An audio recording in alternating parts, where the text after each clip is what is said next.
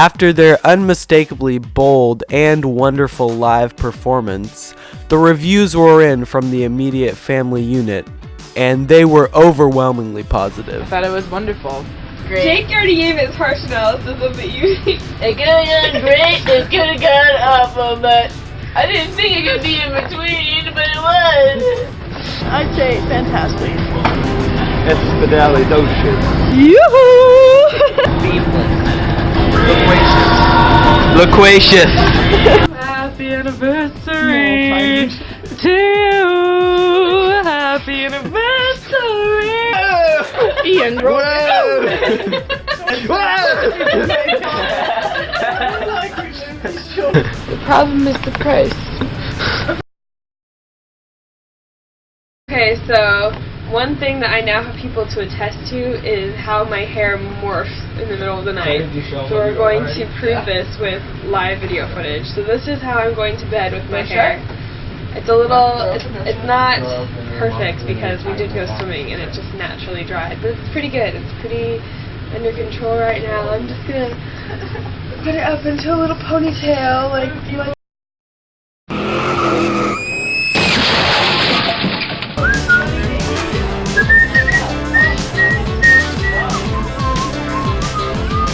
I can't say it.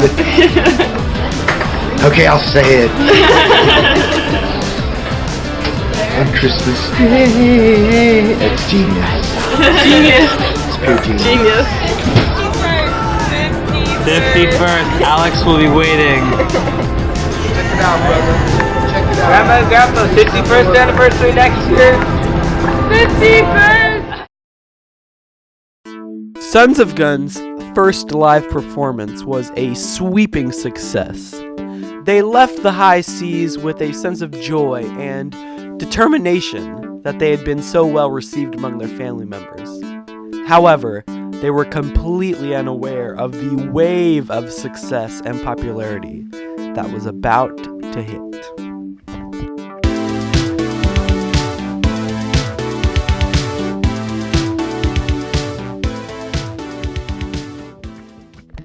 After the crew's success, Sons of Guns found themselves with an unprecedented amount of success.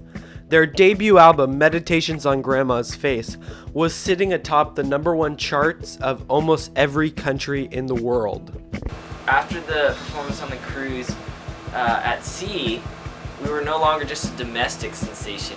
We were literally a universal sensation. Okay? Once we left American soil and we're out in the open water, it was almost like our energy just sort of... It was started when I began to be recognized on the street. I had to sign autographs. I had to carry pens with me because I knew if I'm going to the store and buying groceries, I'm going to be recognized. It launched from there. So much more. We got into theatrics and bigger and better songs. And when you get to spend that much time with a woman like Shirley Anderson, honestly, when are you not inspired? So I think that really was our creative, it pushed us into light speed, if I may. Following their international success, Sons of Guns were met with accolades of all kinds, including their many wins at the Grammys, including Album of the Year, Record of the Year, and Best New Artist. It just gave us an opportunity to have a wider audience, and I think that, I know that we would have won a Grammy regardless just due to our raw talent, but I think that it expedited that process. At the Grammys, we were there. We won Album of the Year, and we hadn't even released an album. The moment I knew that this was, really here to stay, that our celebrity was more than just, millions of fans across the world, was when I ran into Adele in the bathroom and she was singing Lovebirds to herself in the next stall. That's when I knew. When did I know we made it? I knew we made it when I saw that picture of Grandma's face at the Christmas Eve concert on the front of the New York Times. That's when I knew we made it. As the band's celebrity continued to rise, other accolades they received included Ian and Luke being tied for first place on People's Sexiest Man Alive, and Claire singing the national anthem at the final game of the World Series. Will we ever see another band like Sons of Guns? I don't know. What sets Sons of Guns apart is our singular focus. How many songs did the Beatles write about the same thing? How many songs did Elvis write about his blue suede shoes? Can you check the record? One. How many songs did Sons of Guns write about Shirley Williams? Thousands. Thousands upon thousands. Okay, so you can't really compare the Beatles to us. You can't really compare the Beach Boys to us. Our creativity stems from one source. Okay? I don't want to hear none of that Beatles crap. Alright, get that out of here. Just when they thought they couldn't get any bigger, Sons of Guns shifted to Christmas songs, and their fame only grew. They produced hit after hit, including Grandma Was Born on Christmas Day, Cold Streets, North Star, and the especially touching Uncle Ernie's Callin'. Oh, the kiss? Yeah, that was an iconic moment. The kiss under the mistletoe at the first Christmas Eve concert. Their performance technique only grew and grew. They became more talented, they sold out auditoriums, they sold out arenas. They toured Sweden and Japan and the United States, Mexico. They went back to the sea where they began. Their popularity continued to rise past the point of logic. Everything was going smooth until it wasn't.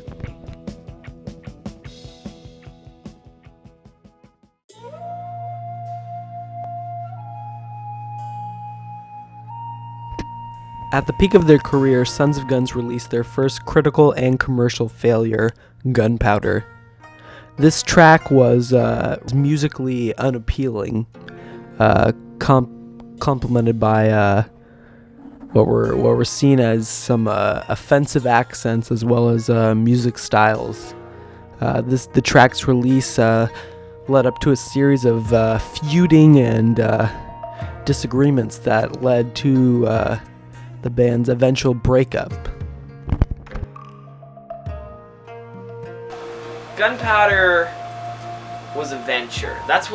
We're about breaking down barriers. It's what we do. It's who we are. We were trying to grow Grandma into a legend, one that would live on. That's what Gunpowder was. I would say that Gunpowder was a mistake. That was right after Sons of Guns had sort of fallen apart. We were speaking of early retirement. Our CDs weren't selling as well as they were. We had dropped to, I think, 47 on the iTunes singles chart with our recent one. And obviously Gunpowder was not a success. But really, our audience is one person.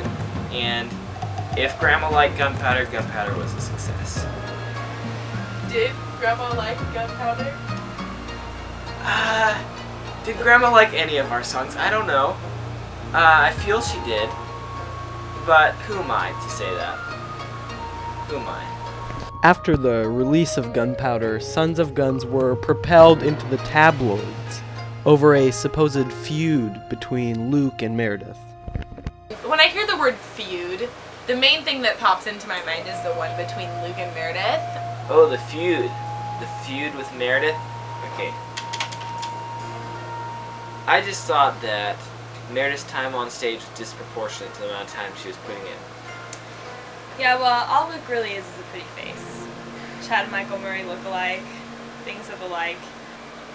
I understand Luke's frustration when Meredith literally comes out of nowhere and expects to get credit as a band member when truly I would say she's a guest star at best.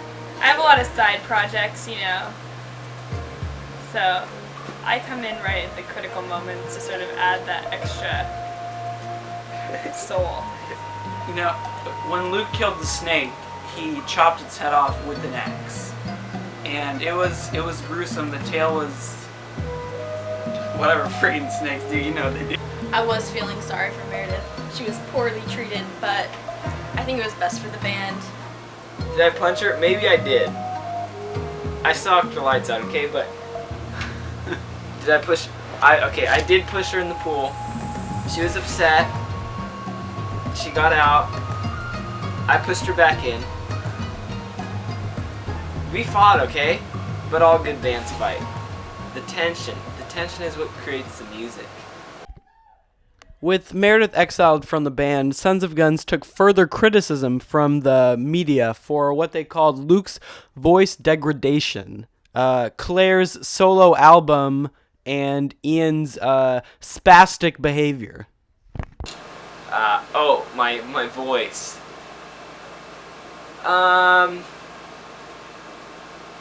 That's not my main job in the band. It's not what I do best.